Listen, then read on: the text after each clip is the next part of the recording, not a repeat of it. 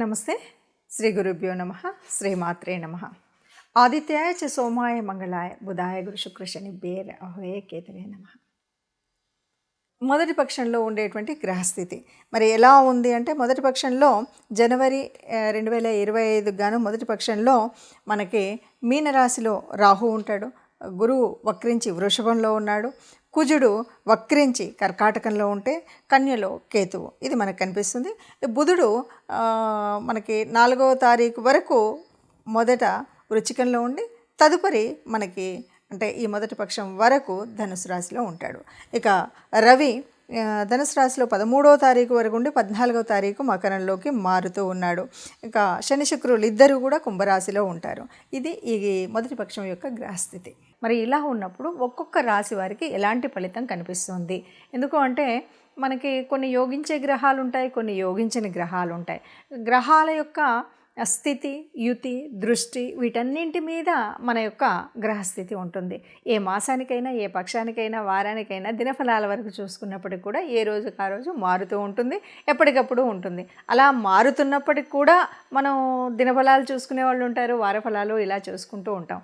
దీనికి కారణం ఏమిటి అంటే, ఏదైనా సరే జరగబోయే పరిస్థితులలో వచ్చేటువంటి గ్రహాల మార్పు వల్ల మనకి ఏదైనా అనారోగ్యం, లేకపోతే ఆర్థిక ఇబ్బంది, లేక ఉద్యోగ చలనం ఇలాంటివి ఏవైనా ఉన్నప్పుడు దానికి తగు జాగ్రత్త తీసుకోవడం కోసం, లేదా కొన్నిసార్లు ఆ గ్రహాలని సంతృష్టిపరచడం కోసం మనం చేసేటువంటి గ్రహాల యొక్క పరిహారాలు ఇవి తెలుసుకుంటే గనక మనకు రాబోయే కష్టం నుండి కొంత తగ్గించుకోవడం, లాభం ఉంది అంటే దాని సద్వినియోగం ఎలా చేసుకోవాలి అనేటువంటి విషయాలు తెలుసుకోవడం కోసం మాత్రమే మనం ఎప్పుడూ కూడా ఈ గ్రహాల యొక్క ఫలితాలను అంటే మాస ఫలితాలు కానీ, వార ఫలితాలు కానీ, పక్ష ఫలితాలు కానీ, దిన ఫలితాలు కానీ తెలుసుకుంటూ ఉంటాం.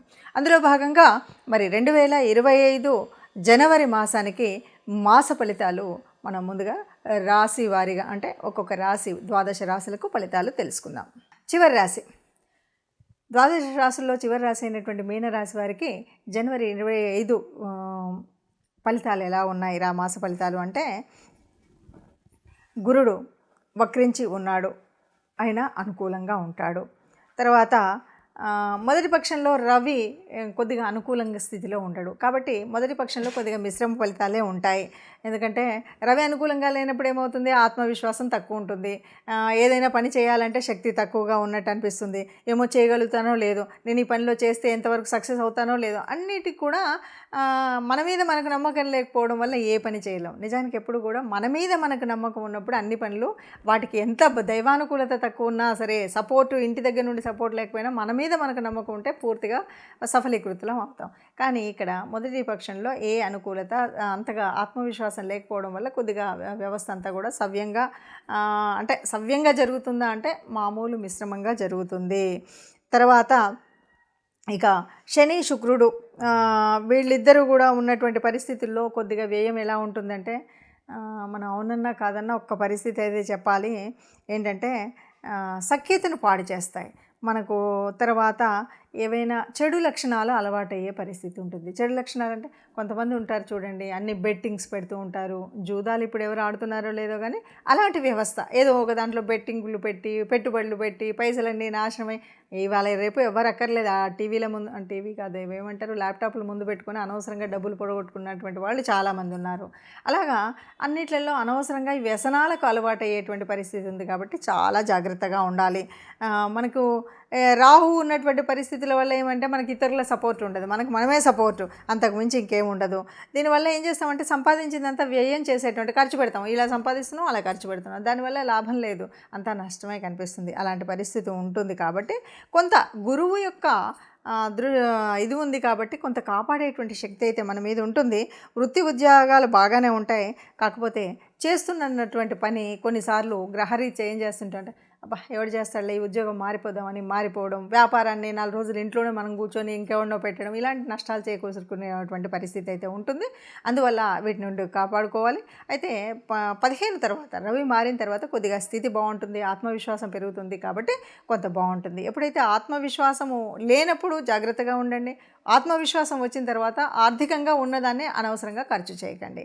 ఈ రెండును కనుక దృష్టి పెట్టుకుంటే సుఖంగా సంతోషంగా ఉంటారని చెప్పచ్చు. ఇప్పటి వరకు మనం చూసినటువంటి అంటే గ్రహాల యొక్క గమనము, వాటి వల్ల మనకు ఉన్నటువంటి యోగించే గ్రహాలు, యోగించని గ్రహాల మూలంగా మనకు వచ్చేటువంటి కష్టాలు, నష్టాలు.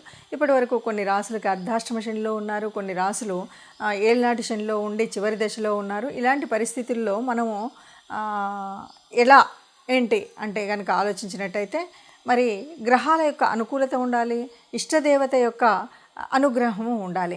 అందుకోసం మనం చేయవలసినటువంటిది ఏమిటి అంటే, ముఖ్యంగా ఇక్కడ శని యొక్క వక్రగతి, దీని మూలంగా వచ్చేటువంటి ఫలితాలు ఇవన్నీ మనం చూస్తున్నాం కాబట్టి తప్పకుండా ఈ మాసంలో మాసం పక్షాల్లో అంటే ప్రతి పక్షంలో కూడా ఒకసారైనా కనీసం నవగ్రహ మండపానికి వెళ్ళడం అనేటువంటిది తప్పనిసరిగా చేయాల్సినటువంటిది.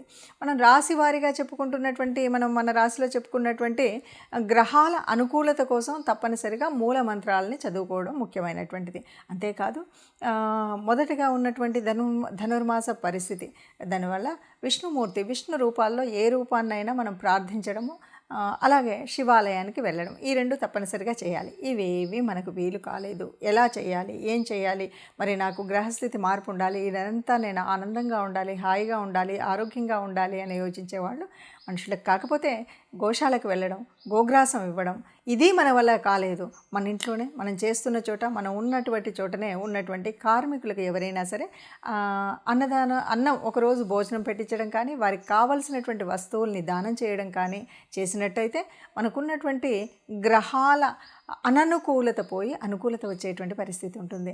ఎవరైనా సరే అందరం అనుకూలంగా ఉండాలి, గ్రహాల అనుకూలంగా ఉండాలి, దేవతల యొక్క అనుగ్రహం ఉండాలి. దీనికి కూడా దేవతా అనుగ్రహం కోసం ఇష్టదేవతా ప్రార్థన అనేటువంటిది మర్చిపోకుండా చేయాలి. లేదు బయటకు వెళుతున్నాం, ఏ కష్టం రాకుండా ఉండాలి అని అనుకున్నప్పుడు మనం తప్పనిసరిగా ఏదైనా ఒక చిన్న శ్లోకం, రాముడికి సంబంధించినటువంటిది ఏదైనా సరే, ఆపదామపహర్తారాం దాతారాం సర్వసంపదాం లోకాభిరామం శ్రీరామం భూయో భూయో నమామ్యహం అంటాం కదా. ఇది చదివితే ఎప్పుడూ కూడా ఎక్కడా కష్టం ఉండదు. ఇంత పెద్ద శ్లోకం మాకు కష్టం అండి అనుకుంటే కనీసం ఆ అమ్మని తలుచుకోండి, శ్రీమాత్రే నమః అనుకోండి. శ్రీమాత్రే నమః అనుకుంటూ మనం ఏదైనా పని మొదలుపెట్టినా, బయటకు అడుగు పెట్టినా, మనం ఇలా చేసినట్టయితే మనకున్నటువంటి కష్టాలన్నీ పోయి అనుకూలమైనటువంటి పరిస్థితిలో అన్ని మాసాలలాగానే మనం అందంగా మనందరం కూడా ఆనందంగా ఉండాలి, సంతోషంగా ఉండాలి. ఆ సంతోషంగా ఉన్న వాళ్ళలో మనం తప్పనిసరిగా ఉండాలి అని కోరుకుందాం. సర్వే జన సుఖినో భవంతు అందాం.